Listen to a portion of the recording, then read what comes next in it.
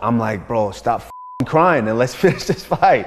I just looked at him. I said, dude, you're a dude. I'm not scared of you, man. Let's go. That's literally what I walked up to him. I said, stop crying. You get 5-minute timeouts. I don't take any timeout. I'll come right back into the fight.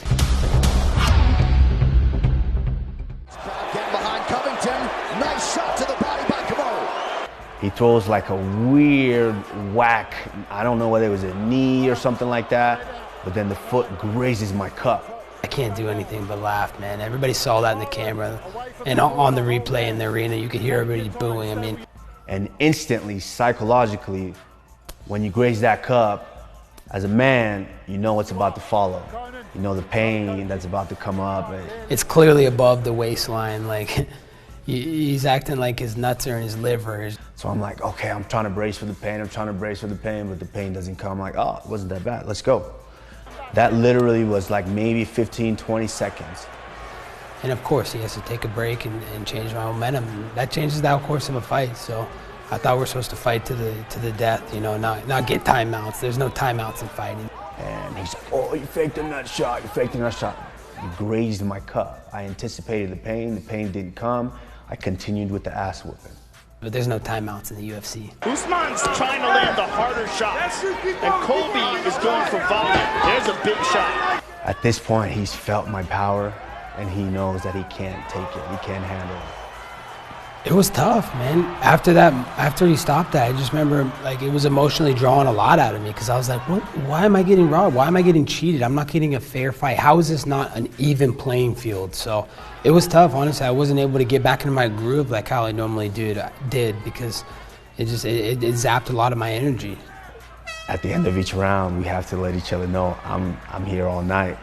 So you let me know when you're ready to go home because I'm here all night. This is right before I land this big high kick. Oh, wobbled him. He's really concussed right here, I can tell. And I barely touched his left eye. So he puts his hands and he slides it down, the Vaseline down, into my right eye, and his fingers go right into my left eye. This is how bad of an actor he is. He acts like we're not going to be able to see this on replay. Look at him. He's grabbing his right eye. I barely grazed his left eye. And the doctor's like, I can't touch you. I'm like, are you serious? Wipe this Vaseline out of my eye before they stop this fight. Why are you grabbing your right eye? That's how concussed he was, that he was grabbing his right eye. He didn't know where he was in that moment. Then he wipes my eye. He wipes it and I walk. I'm like, let's go. Let's get going. Let's continue it. And then ref starts the fight over. But at this point, I already knew I've taken everything that he had. But you know, he had to, you know, play this acting role. I guess he's looking to go to Hollywood soon or something because he doesn't want to fight anymore. And Saturday night, I'm going to retire him and he can go to Hollywood for good. It's just a matter of how much can Colby take with that broken jaw. Yeah, Usman's building. I mean, Usman's still building right now. He hasn't slowed down. After round 3, I had found his timing.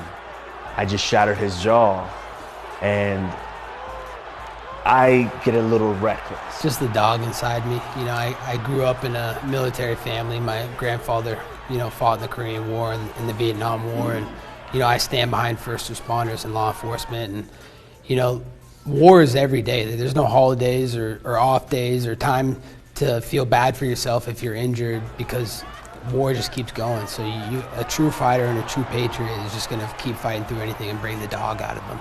It was all about playing strategy here, playing with each other. But yeah, I give him props. Like, he came out in that round and he really brought it. You know, with knowing his jaw was probably about to fall off. He knew that he had to go for broke, and he went for it. First undisputed title shot for Covington. Third time the fight has to be stopped. We both, I throw, I think, a jab out, and he throws something out, and then I don't know what, because I hit him a couple of times with a punch. Yeah, I just looked at him, I said, dude, you're a dude. I'm not scared of you, man. Let's go. I don't need a break. I don't need a timeout like you. You get 5-minute timeouts. I don't take any timeout. I'll come right back into the fight. So at this point, I was tired of stopping it because I want to get into my groove and I want to get him out of here. You know, let's fight. And look at how the ref, he's just grabbing me. Look at how he's grabbing my arm. And he's separating me. He's never touching Usman. In between rounds, he's grabbing me. He's pushing me back. I'm like, bro, stop crying and let's finish this fight. That's literally what I walked up to him. I said, stop crying. Never Usman, just me. So the bias was clearly there from the start. I got robbed. Saturday night's going to be different. Our minds have been doing this the whole time that I was starting to push him this way.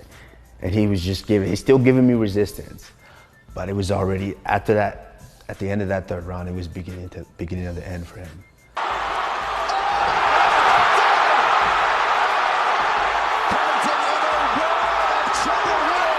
And this is the thing is, the referee is in there to protect you from yourself. Because a hard-headed, well-conditioned athlete like that, you're gonna always wanna stay in and compete. I looked at the ref, I'm like, how do you call that? And then I say, dude, you're calling these fake fouls the whole fight, you know, these fake nut shots. What about he just hit me in the back of the head 5 times? Show the finishing sequence. All shots to the back of my head. And it's the referee's job to save you from taking years off of your life. And that's what would happen. As a fighter in the UFC, I just want to go out on my shit. That's what I signed up to. That's what I want to do. This is fighting. This isn't volleyball or basketball. This is fighting. And he didn't let me go on that. I was robbed that night, and I stood right up and protested right away. It was I got an unfair shake at it, but. Then he stands up to protest. Did you see his face when he stood up? Nah, buddy. Fight's over. Thankfully, that's in the past. You know, I'm thankful for that, and I've learned my lessons. And Saturday night, I'm going to change the outcome. And I would have just broke his face every way. I already went for the jaw, broke that. Now I was going for the orbitals.